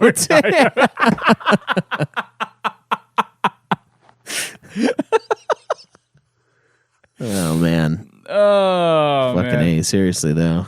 But, I mean, I thought the music was good. Game looks great, especially for being 2 generations old now. And the fact that it's, like, still improving. And how it looks, and... Yeah, it's really just the story that like bums me out, I think, throughout most of it. It's just like the chore of beating it. Yeah. It's a lot. It's a lot. So speaking of Speaking of music, though, why don't we cut the camera for a minute here? Our esteemed guest doesn't wish to be seen. Okay. Yeah, let me find the... Just the little... Hold on. Sorry, hold on. I can't search what the fuck do I press? What do I press? God, do I just... Oh, there we go. All right, come on down. All right, have a seat. Now, Schweiss and I have been pretty disappointed. First off, yes, Dave. First off, every time that you've done a song for the last 6 years, there's been huge delays on deliveries for these songs. I thought that since the early days of this podcast, we were in accord. Like when we get to said game in which we need a certain cover from a certain huge heavy metal band, that it would be delivered on time, and that hasn't happened for a very long time. And you have some explaining to do on this one. Well, with this one, we had the song Endwalker fully made for this podcast, and it was supposed to come out. But then my bassist whipped his dick out and filmed it. Hey, not that kind of talk on this show, Dave. Oh, please. I know your listener base. I've heard the other podcast, the Newt Clan or whatever it's called. Yeah. So we had the song fully recorded, fully made. Everything was good to go. And just like the last album that just came out, highest rating Megadeth album of all time, by the way, as far as the release goes. Maybe not the reviews, but whatever. They're all liars. Okay. We had to re-record all the bass lines. Dave, don't you think that's a little bit unfair, though? Because you already fucking made the song. Why do you have to re-record the bass? Does it really matter who's playing the bass? We don't care who's playing matters. the bass. Sorry. I'm sorry. It matters. Groupies are a thing of the past, all right? And this isn't even a groupie. It's weird. I didn't fire him because of the sexual exploits. I fired him because it's weird to jerk off to a camera. Okay, Dave. All right, Dave. Are we going to get Endwalker? We'll get Endwalker. Okay. It's just going to take a little while because, well, we got to re-record all the bass lines. And you saw how long that took for the new album. Yeah, no, I was kind of surprised. You guys, I heard a year and a half ago they were done. Yeah, me too. And then he's like, oh, well, we're going to re-record all the bass lines. And Dave, does it really take a year and a half to fucking make a bass player show up? You'd be surprised. All right. Well, we look forward to your recording of Endwalker. Yeah, song, but the original track by Megadeth. That's right. But before you go, Dave, one last question. What the hell's up with Five Finger Death Punch headlining your tour? Yeah, what the fuck, Dave? Aren't you number one in album sales right now? Is Five Finger Death Punch number one in album sales? Number 3 on the Billboard charts? Number 1 in hard rock? No comment. All right, get the fuck out of here. Yeah, sorry, Dave. I would come to your concert, but I honestly just can't justify giving Five Finger Death Punch that kind of money. I'm not watching a Megadeth show with Five Finger Death Punch headlining. I'm sorry. Don't worry, we'll be back. Oh, I heard that. We'll be back. All right. That's the last track on the album. All right, yeah, he's a funny guy. Guy. Hilarious. Yeah. If you didn't catch that from his appearance on Joe Rogan, well, hilarious dude. Comedic genius. Yeah, comedic genius. Anyway, yeah, that's too bad. I do like the the Sia Fly Me to the Moon cover. I just listened to it right before we did this. It was part of the trailer, or one of the trailers. It seemed cool. And she's got a crazy, weird, cool voice and beautiful voice. It kind of reminds me of I don't know, a mix between Lord and somebody else. Yeah, she's got that thing where she's she's wishing her voice. Yeah, it's like the I don't know what that is. Fly me to the moon. She's really yeah, it's like the numbing, leaning into it. It's like she records as she's getting numbing for dental work. As it's kind of starting to come in, and you're just kind of moving your lips just to feel if they're still there, kind of a thing as you're singing.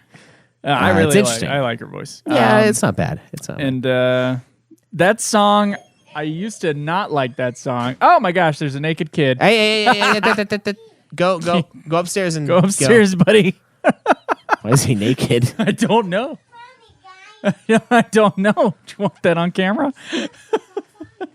Yeah, it's pretty funny. Did Did you guys see Dave? Dave Mustaine, he just walked past you. Yeah, guys. the guy that looks like the Beast from Beauty and the Beast. Post Beast. Yeah, and a lot older. No appreciation. No appreciation for the arts. Shit, where were we? I don't know. I've been derailed by a child running through. Yeah, naked. Yeah, apparently he was naked outside before he came in here, so that's real great. That's funny. What were we talking about? Were we reviewing a game? Yeah, we were reviewing a cutscene, I think. Oh, we were reviewing a 30-hour cutscene. I forgot. Yeah. And the way, I don't know. Oh, hey, that's my wallet. Hey, buddy. Can you give me that? Thank you so much. Yeah. And I was halfway there, and I ran out of gas and had no money, and then I had to call Schweiss and be like, fucking quit your job and give me give me some money. Oh, thank you so much. Thank you. Those are my sunglasses. Thanks, buddy. Thanks, buddy. So we did soundtrack. I guess that's the end of soundtrack, pretty much. Yeah, that's the end of that. I do want to talk about audience response to the game, and we've got email reviews, and then we can finally talk about the legacy of it. So let's get into it. Let's do it.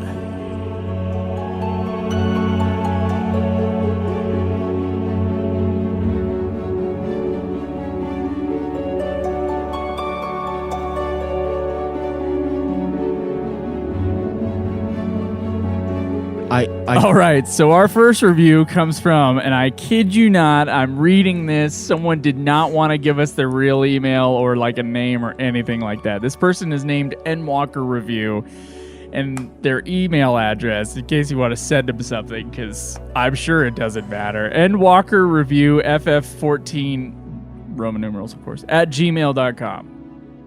Yeah, maybe their whole purpose in life is to review Endwalker. Apparently. They're just like waiting with bated breath. They have like Control F on the entire internet and an Endwalker review, and every time they find it, they're like, they could have just pasted it in the Discord in the review area, which no one did. Everybody we have like 3 emails, and they're all in the email. Yeah, the only one we had is Abrax saying Endwalker, it's good. So thanks. So there's Abrax's review. Yeah. This is Endwalker's review. Endwalker Review's review. Yeah. Of Endwalker. I'll try to keep this from being too long-winded. Is Endwalker the ultimate 14 expansion? I'm sure there are those who say yes, but to this reviewer, it's a distant second to Shadowbringers. Yes, I know Joe isn't a fan of Shadowbringers. Yes. In some ways, yes. In some ways, no. I mean, I ranked it high. But seriously, Emmett Selk is such a phenomenal antagonist. Why? Because through Shadowbringers, you really get an understanding of why the Ascians are doing what they're doing, and the difference between good and bad becomes morally gray. Okay, that's enough talking about Shadowbringers. Let's dive into Endwalker. First, let's get to the negative criticisms. Why did 14 suddenly want to try to be Metal Gear Solid or Siphon Filter during several MSQs where you needed to essentially play a stealth game? Oh, yeah, that's true. You have a little bit of that, but it's not really that. I don't know. Were any of those quests following the Garlean girl or Urianger from behind cover really necessary? Oh my gosh, that's what he's talking about. That was really stupid. You're like following Urianger, and he's like, make sure he doesn't see you. Yeah, and he turns around like, huh? What was that noise? Gosh. Absolutely not, says Endwalker. A completely unnecessary time sink of going from point A to point B just slower. That can pretty much be the whole review, I think. Yeah. Second, the length of the MSQ. Hey, I get it. This is the final expansion of the Hydaelyn and Zodiac story. Square Enix didn't want fans to feel gypped, so they made sure the story wasn't a quick endeavor. Overall, most of the story beats went relatively smooth without overstaying their welcome. That is, until you start the level 88 quests. Sweet baby Jesus, those missions in Labyrinthos were damn painful, and literally they only served as a means to pass the time while we waited for our friends to bring in supplies to help boost the speed of the spaceship. Yeah, that took a while. That's the stuff I skipped over in my story overview. You're welcome. Yeah. My final complaint is Xenos. Or Xenos, however I'm supposed to say his name. Xenos Penis. Xenos the Penis. I really feel like the 14 team just didn't know what the hell to do with this guy.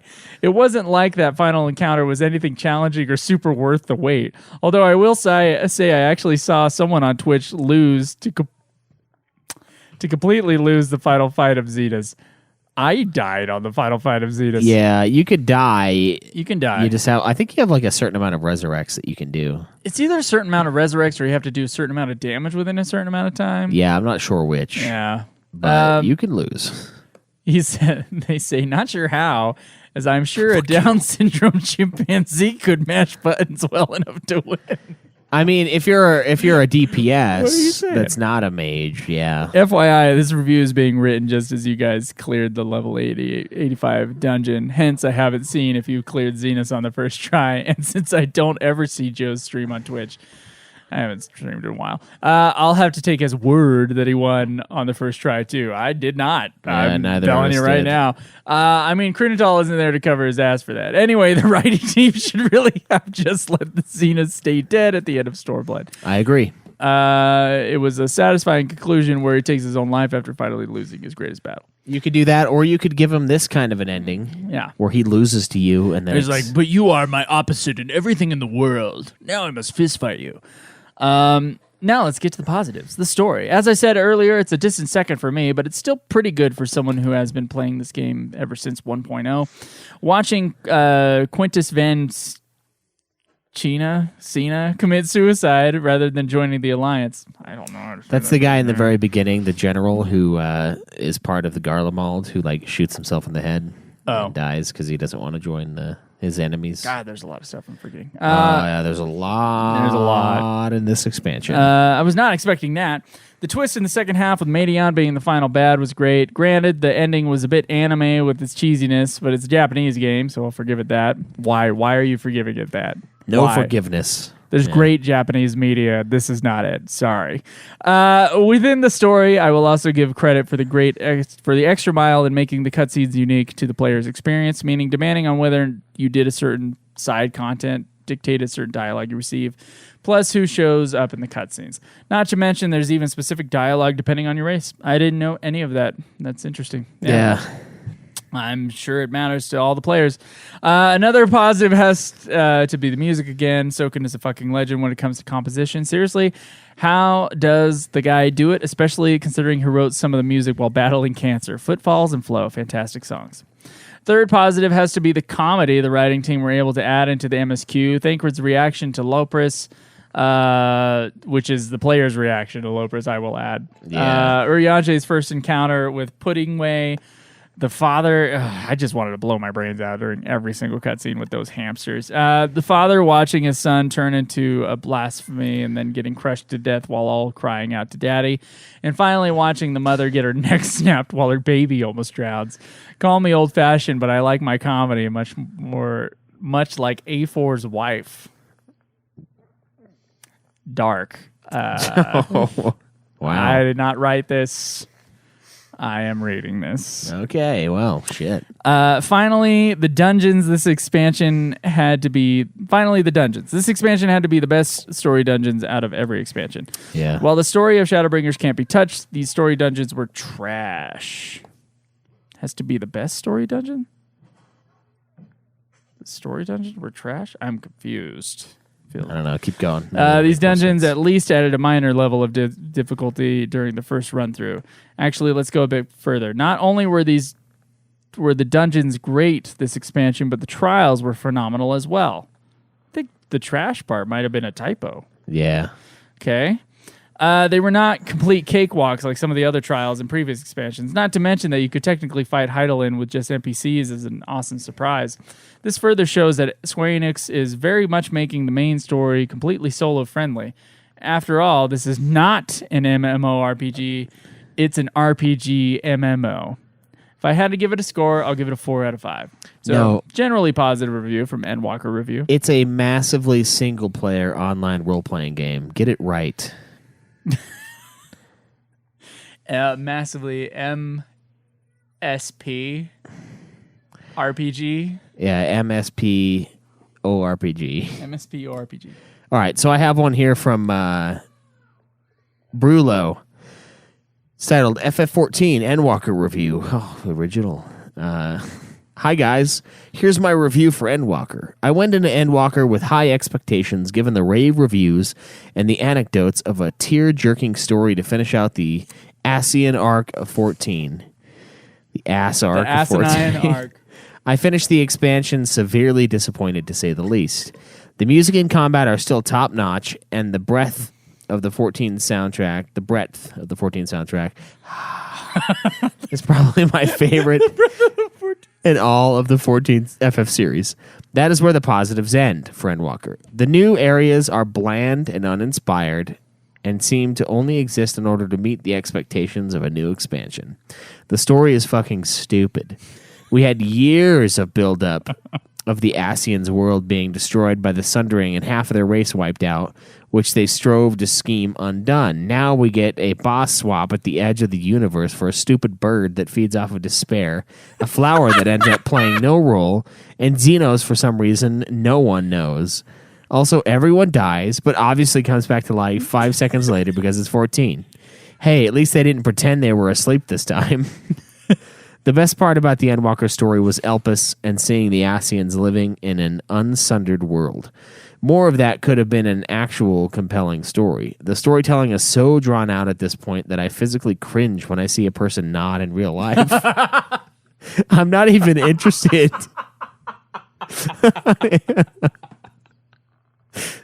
I'm not even interested in where 14 plans to go with the story at this point. I will, however, continue to play this game because the combat is so much fun and I love the world. Rankings for 14, including patch content, Shadowbringers, Stormblood, Heavensward, Endwalker, Realm Reborn. Cheers, Brulo. All right. Our last review here from John, or Renegade6606. Hi, guys. This is my Endwalker review. I'm from Birmingham, England, so please read this while doing your best Aussie Osborne impersonation, please. Oh no. Oh no, this is bad. Okay. I was a late joiner to FF14 as I have never really been a fan of multiplayer games, but played all the other FFs, so managed to convince my wife and some friends to start playing in March 2020. Since then, I have played through all the FF14 expansions and clocked up over 60 days of playtime.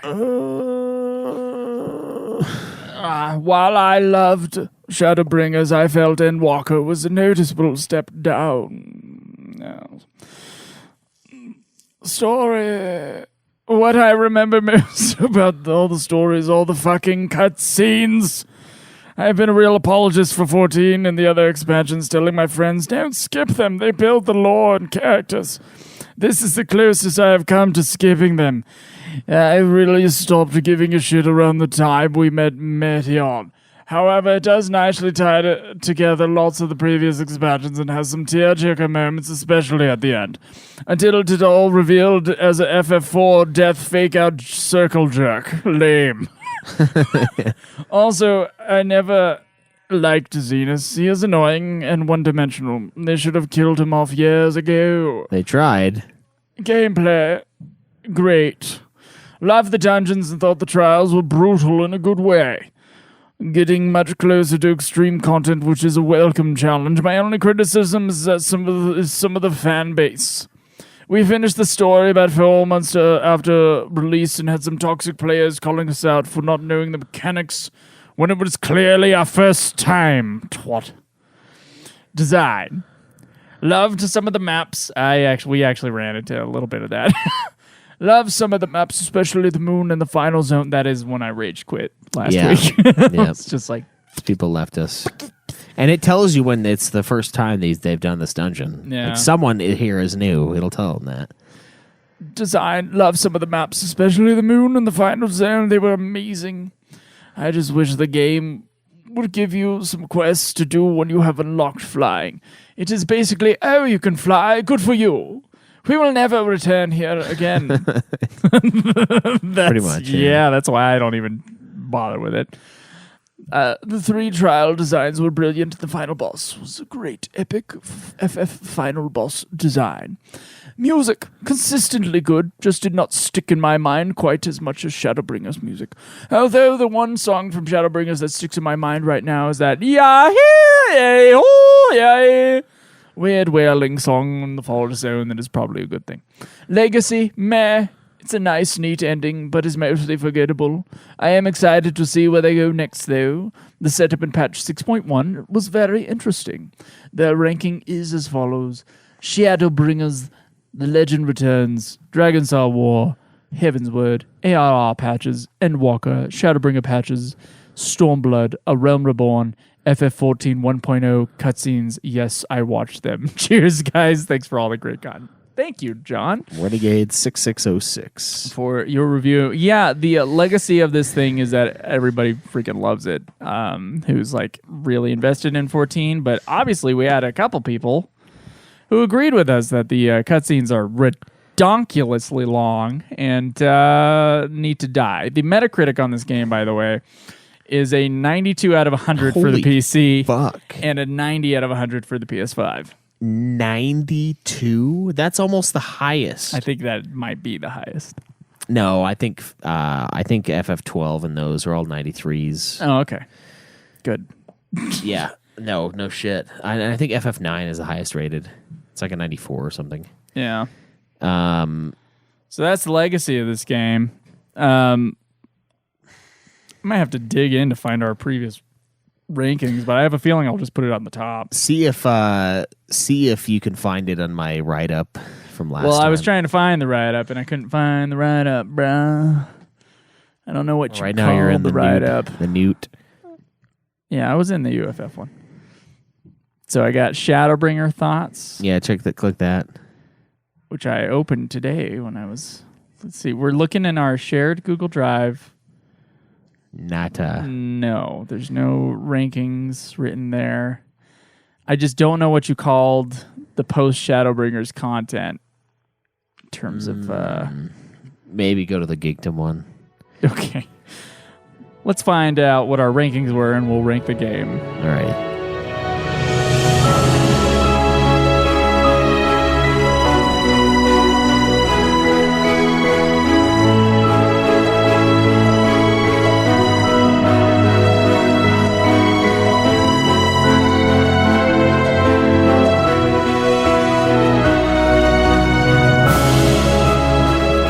Okay, so our previous matchups were as follows. I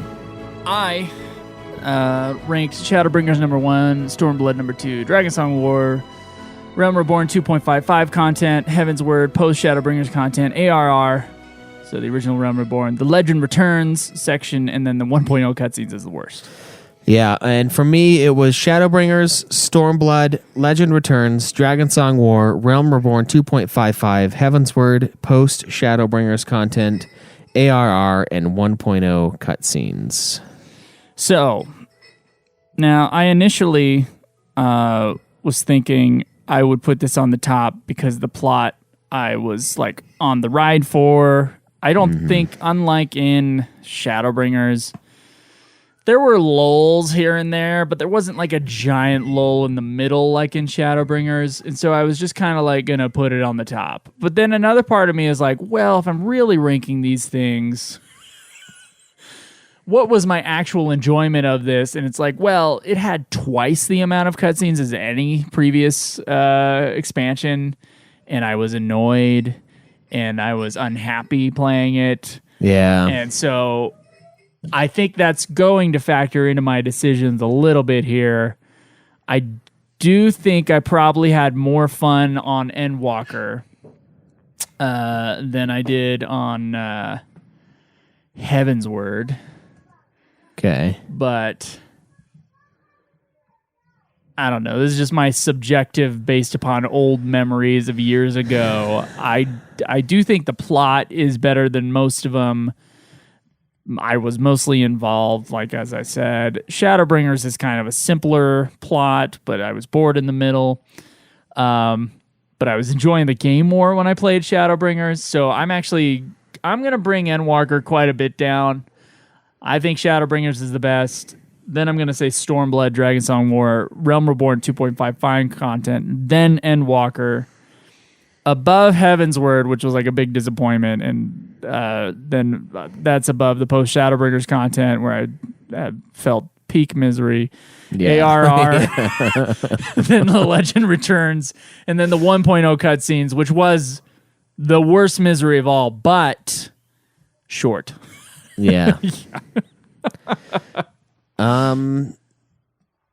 Shoot, where the hell am I going to put this thing? I don't know. It's tough. It's a tough decision. It is hard because the story overall, I think, is the best. I think it's a great way to end. I think, but there's also all that stupid bullshit where people die and then they come back and then they die and then they come back, and then the egregious sin of Finn Plus. It's like New Game Plus, but like for cutscenes. Finn Plus. Finn Plus. Unacceptable. This cannot be the highest one. It is just not. That is beyond the pale. They have moved. This is war. Like, and they released this. Didn't they release this on fucking Pearl Harbor Day? Yeah, December 7th. This is war. This is ripping off an old Band-Aid. Evil shit. You know, back when you were a kid and Pearl Harbor happened. Yeah, you can remember all the way back there. And they dare put the word Finn, this French bullshit in there on our Day of Remembrance. And then they give us more cutscenes? No. So I am going to rank these as follows. Number 1, Shadowbringers. 2, Stormblood. 3, Legend Returns. 4, Dragonsong War. 5, definitely going to be Endwalker. Okay. It is better than Realm Reborn. That stuff was hard at the time. It was not all that eventful. I wasn't as pissed though. Like back then, I wasn't as pissed. Yeah, that's the difference, isn't it? Yeah. I think it's because mine and your lives are generally pretty different, and we had a bigger tolerance for like BS playing these games. I think Probably, yeah. now I'm just like the idea of 30 hours of cutscenes. I want to murder someone. Yeah. It is tough because the highs are really high, but the lows are pretty low in this thing. Yeah. And I think that's why it's like right smack in the middle. It's a little above Realm Reborn. It's above Heaven's Word. It's above post Shadowbringers content and 1.0 cutscenes. Okay. Yeah. There we are, guys. It's not the best one, I don't think. No, and I think it should be the final one, but we'll see what they do. Here's the deal.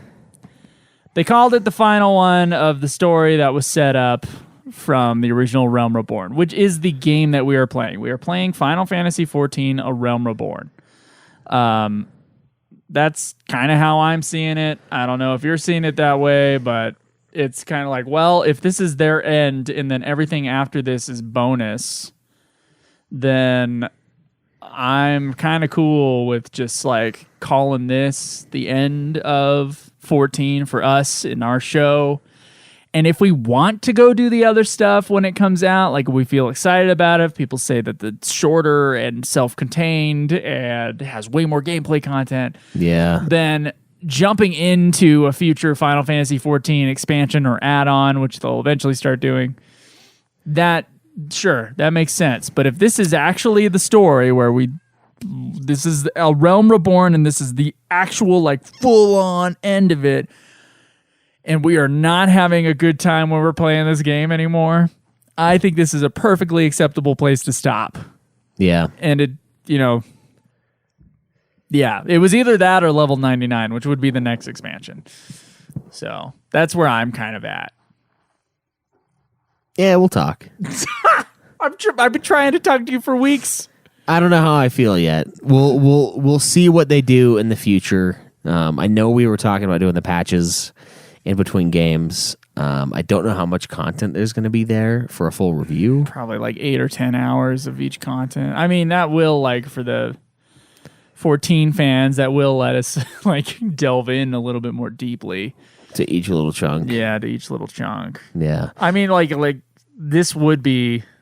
It's still the same amount of time, though. That's the problem. Yeah, I mean, I guess let us know, guys. What do you think about this? Try to get some people's opinions on that. Do you think that it's over and we should just move on and 14 should no longer be part of the podcast? Do you think we should do it every couple patches and review those patches and then update you guys with the content? More of like a 14-centric section of the pod. Or just do it like we've been doing it. When all of these patches are done, we do all of them. We do a review, and then we do the next expansion when they announce and release it. So what do you guys think? Let us know what you think. I mean, narratively, that scenario makes sense to be done. But then at the same time, I mean, it's only the beginning of a news story, Joe. I mean, come on. Oh, they want to do it for 10 more years is what I read. It's a new chapter in the rest of our lives till we die when this game's... Till I die. Till I die when I commit suicide at the thought of doing another expansion of Final Fantasy XIV. Yeah. Oh, man. Like, I wish I loved it more. I wish I did. I really like the multiplayer. That's a lot of fun. I get why the post content would be fun. You're logging in, doing your dailies, and then that becomes like the game for you. Yep. And that's only possible if you're not really playing a bunch of other games, which we are. Yeah. So that's only possible when this is the game. The game, yeah, it's your game. Yeah, it's like how League of Legends used to be for us. Yeah, that was like the game for us. Yeah, we are kind of verbally abusive, like we used to be. Not as bad. I mean, whenever I die because of you, I just kind of like accept you never it. died because of me. I just accept that. Well, you rezzed me, and I'm standing right next to you, but you didn't cure me. And then when I die again and you get mad at me, I'm like, I don't know what the fuck I'm supposed to do, Joe. I'm just sitting here taking this undodgeable attack over. And yet the other ADC is perfectly fine. I mean, if the other ADC is you're alive and you're dead, it's your fault. I mean, you are only allowed to die when the other ADC dies. There were times where I was the last one alive. And you're the only one who's allowed to get hit with damage if the other ADC is also getting hit with damage. Yeah. I don't know. When you look at your dead corpse on the ground in these dungeons and the other ADC is still alive, maybe just think about it. Yeah, just think about it. Some self-reflection. Yeah, like, some reflection. What if Joe would have healed me in time? Would I still live? Yeah. What if? Anyway. Yeah. That's Endwalker. Yeah, let us know what you guys think, though, honestly, about the future of it, because I'm kind of conflicted. Okay, the only way... I want to leave no stone unturned. Here's the deal. If you want to leave no stone unturned, first off, we're going to be doing this podcast for 10 more years, which... The idea of which makes me want to die. I love doing this podcast, for sure, no doubt, but I do want that list of games to be checked off and done, and, like, that's it. Just... Yeah. I want the to-do list to be done. Yeah. Okay. To-done list. So that part really like they want to do 10 more years of expansions twice. That's what they said. 10 more years. And I know this podcast is almost 10 years old. Yeah. But I think that's kind of like... A lot. That's a lot. That's a lot. That's a big ask. Yeah. We'll see how we feel, though. I don't know. I think we'll give it time. Oh, I was about to say, the only way I would kind of do it is like, okay, we play a game, we do some patches. Play a game, we do some patches. Big thing comes out, we do the levels, we do the quests that are on each level, because there was 10 levels that you go through. Yeah. And we treat those like patches. And then we review that little section. And then we move on so that we're never like in 2 months. We're never married to 14. We're never in 2 months of quest grind. That's fair. We can look at that. We can look at that, but I would like to say that I'm done right here, right now, until further, unless we change our minds. Hiatus from 14 then? Hiatus from 14 for me. All right. I think if this is the end of the storyline, the main storyline, I feel like we've played this game, we've beat this game. If we choose to go back and do some other stuff as a little bonus stuff, then that's a bonus. But I don't think we should be held to it. Just like there are add-on scenarios for 11 that they've added. Yeah. And we decided to end on the last expansion of 11, where they had credits and everything, a big finale. And I don't think we need to be held past that. It's the end of it. Yep. From what they set out on. It's the end. Yeah, so we'll see. But regardless of what we decide to do with Final Fantasy XIV, Final Fantasy Origin Stranger of Paradise, or whatever that game's called, is our next game. Yeah. Stranger of Paradise, that Final game Fantasy I still Origin, need to buy. Yeah, Yeah. go pick it up, man. I think it's still full price, or Yeah. not near, or damn near. Yeah, it is. It sure is. Yeah, so... Multiplayer? Oh, yeah. Are we going to have time for it? That's what I'm a little afraid We're gonna of. make time. I look, man. There's a reason why I planted that child 9 months ago. Just like you're looking at Stranger of Paradise? Yeah, I'm like, all right, look, let's block out the rest of my life for the next year. Okay, if I get her pregnant now, we can play Stranger of Paradise in October when I'm off for a month. You can get some paternity leave when you have 9 children to look after. Yeah. Do you think you're going to have any time to play the game with me? Yeah. I'll have some. Okay. Well, I hope that's the case. Selfishly, I hope that's the case. No, I mean, I'll spend plenty of time with him. It won't be like last time where I'm just playing Phasmophobia till 5 a.m. every day. There's a really funny Phas clip that I found where like I take my headphones off and I like listen. I hear the baby cry and then I hear Alex kind of like move to get him and then I put my headphones back on and go back to playing. Dad of the year. Well, let's hope she doesn't listen to this episode. Yeah, exactly. Thank you guys so much for you listening to this episode, though. We will see you guys again next time. Oh, support us on Patreon. Support our sponsors, if you would, via the link in the description. Yeah. And, yeah. Check out the new Megadeth album. Dave was nice enough to stop by. He didn't bring his fucking song with him, but no. That's what happens when you fire your bassist, who is the best creative partner you've ever had, other than maybe Marty Friedman, who's and the only never guy who coming can back. stand you. Yeah, literally the only other bandmate that can stand you after trying to sue you. Kind of stand you. Kind of within limits. I mean, there's only so much one man could take. Anyway. But yeah, thanks, Dave. Check out the Sick, the Dying, and the Dead as well for Dave. Yeah. Thanks, Dave. Until next time, guys.